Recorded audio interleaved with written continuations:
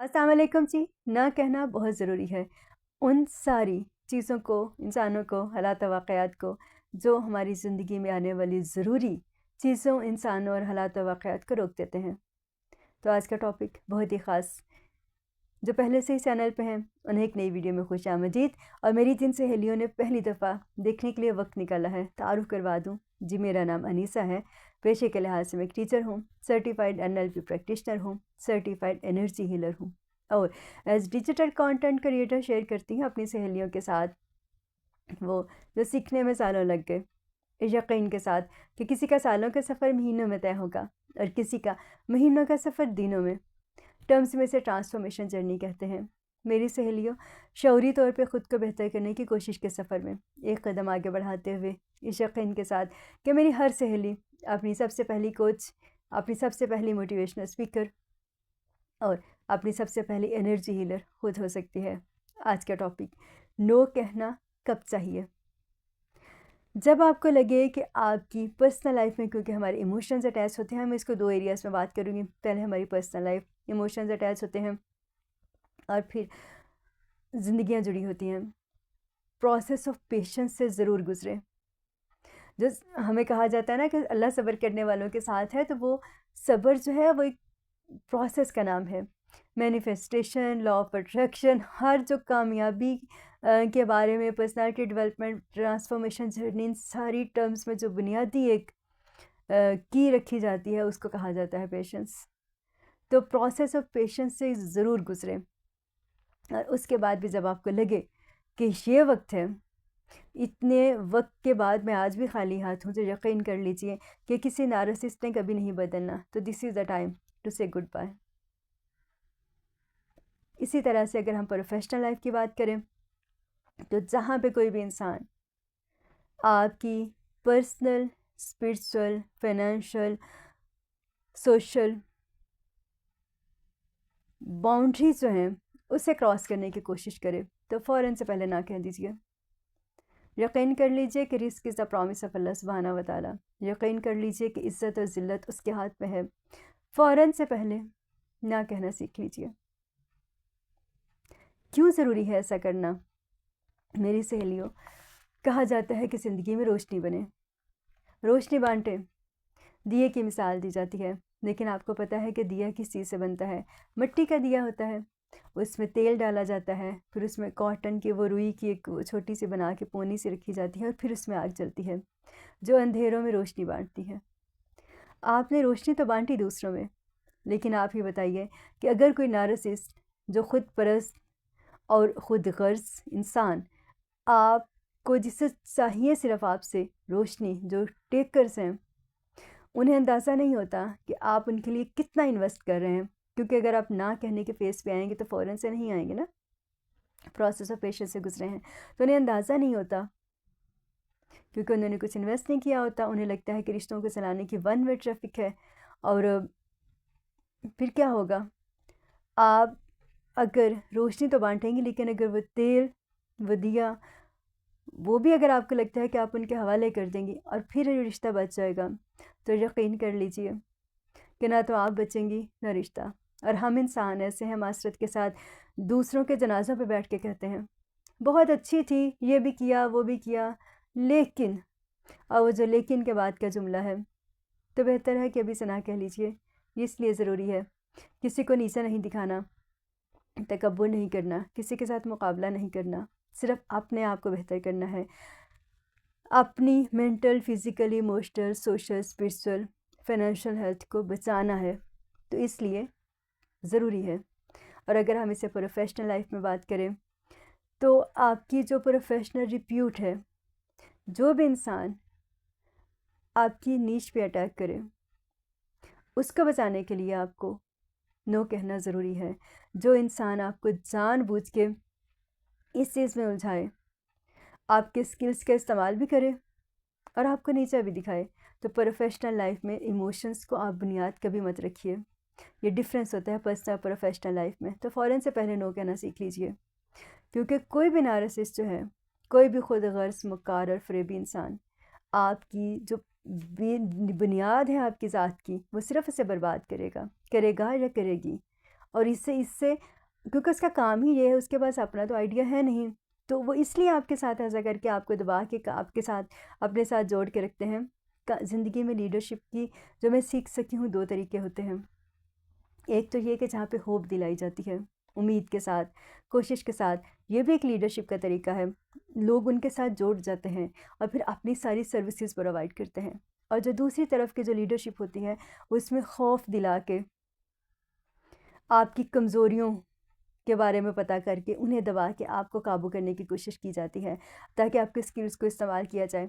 अब देखिए, ये दोनों टाइप की लीडरशिप्स हैं। एक आपको उम्मीद दे रही हैं, आपको कोशिश दे रही हैं, और ऐसे लोग जो हैं वो हमेशा आने वालों को वेलकम कहते हैं और जाने वालों को खुश दिली से गुड बाय भी कह देते हैं, लेकिन लोग फिर भी उनके साथ जुड़े रहते हैं और सालों जुड़े रहते हैं।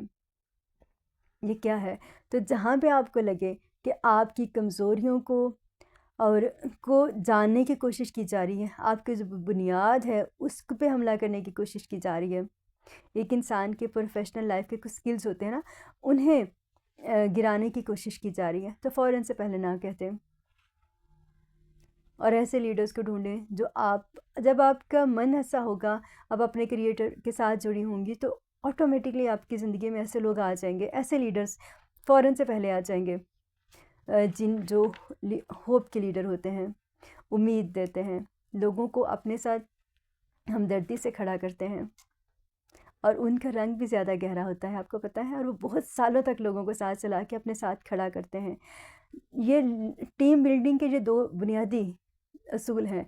तो ऐसे लोग खुद भी आपको अपने साथ ग्रो करते हैं, वो खुद भी ग्रो होते हैं और साथ अपनी टीम मेंबर्स को भी ग्रो करते हैं। तो ऐसे लोगों के साथ आप जितनी देर तक काम करें, वो आपको कभी भी ज़हनी तौर पे आप नहीं उलझेंगे, क्योंकि ये लोग आपकी बुनियादी जो ज़ात है उस पे कभी हमला नहीं करते।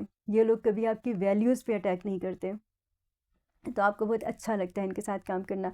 तो फिर वहाँ पे कभी इंसान खुद भी कुछ चीज़ें आगे बढ़ के कर लेता है, कुछ कंप्रोमाइज़ेज़ कर लेता है, कुछ चीज़ों को लेके साथ चलने की कोशिश कर लेता है।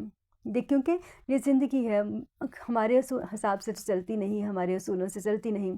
तो ऐसे लोगों के साथ भी इंसान खुद भी 2 कदम आगे बढ़ाता है।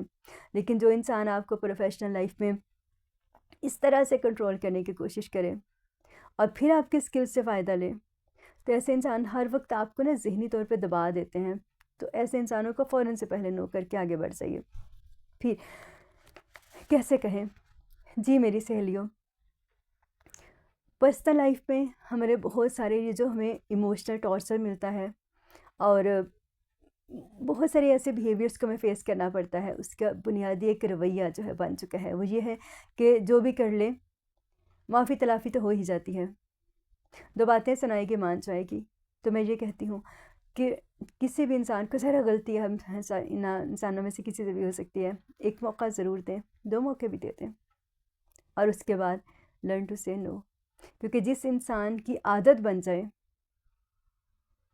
आप उसे चेंज नहीं कर सकती। तो वहीं पे माफ़ी तलाफ़ी एक दफ़ा होती है, गलती। देखिए, गलती में और जानबूझकर दिए गए धोखे में बहुत फ़र्क होता है। जानबूझ के किसी की कोशिशों को, रिश्ता बचाने की कोशिशों को जानबूझ के इसलिए इस्तेमाल करना कि ठीक है, बस सब कुछ इसने करना है, इट्स ओके फाइन, ये तो करेगी तो हम जो मर्ज़ी कर लें, तो वहाँ पे आप, और ये यहाँ पे जो नो कहना ना इतना आसान नहीं होता। जैसे ही आपने खुद पे काम किया, आपका वाई क्लियर है कि इसके बाद बस, तो फिर क्या होगा, आपको बहुत सारे सोशली आपको बहुत सारे झटके लगेंगे, फाइनेंशियली आपको झटके लगेंगे, इमोशनली झटके लगेंगे, फ़िज़िकली तो ज़ाहिर है, फिर इंसान जब इतनी सारी चीज़ों से गुज़रता है तो उसकी फ़िज़िकल हेल्थ पे भी असर होता है। क्या करें, जब भी आपने 1 चांस 2 चांस करके देख लिया, आपने अपनी आखिरी कोशिश भी करके देख ली, उसके बाद भी देखिए, सांप की खाल बदलती है, फितरत तो नहीं ना। जब आप नेचर से सीख लें और इस बात को समझ जाएं, तो फिर क्या होगा, फिर आप किसी के साथ भी जब शेयर करते हैं पर्सनल लाइफ में, अपना जगह रखते हुए आपको अंदाज़ा होगा कि आपकी सोशल, जब ऐसे इंसानों को पता है ना उन्होंने क्या किया है, तो फिर क्या होगा, वो आपकी जो सोशल लाइफ है ना उसको डैमेज करने की कोशिश करेंगे, सोशली जो आपको डिसरिस्पेक्ट करने की कोशिश करेंगे दूसरों की नज़र में। तो आप जब भी किसी से अपना मशवरा करना चाहें या किसी बुज़ुर्ग को शामिल करना चाहें, किसी भाई को, किसी कॉमन फ्रेंड को, किसी फैमिली, किसी भी रिलेशनशिप को, तो आप उनसे जब भी अपनी बात करें तो सवाल ज़रूर करें, क्लियर सवाल करें कि अगर आपकी जगह पे वो होते या उनकी बेटी होती तो वो क्या करते। इससे आपको आसान हो जाएगा समझना कि आपने, ज़ाहिर है आपने रिस्पेक्ट के साथ अल्लाह से दुआ करने के बाद ही किसी को इस कहानी में शामिल किया है ना अपनी ज़िंदगी की। पर्सनली तो करना भी नहीं चाहिए, लेकिन अगर आप कर लें, अगर आपको इस मोड़ पे आ जाए और आपको पता हो कि ये कॉमन रिलेशनशिप है और यहाँ पे बात की जा रही है और आपको डिसरिस्पेक्ट ऑलरेडी किया जा रहा है, तो वहाँ पर बात करते हुए ज़रूर पूछें कि अगर आपकी जगह पर वो होते तो वो क्या करते, या उनसे पूछे कि मैं क्या करूँ।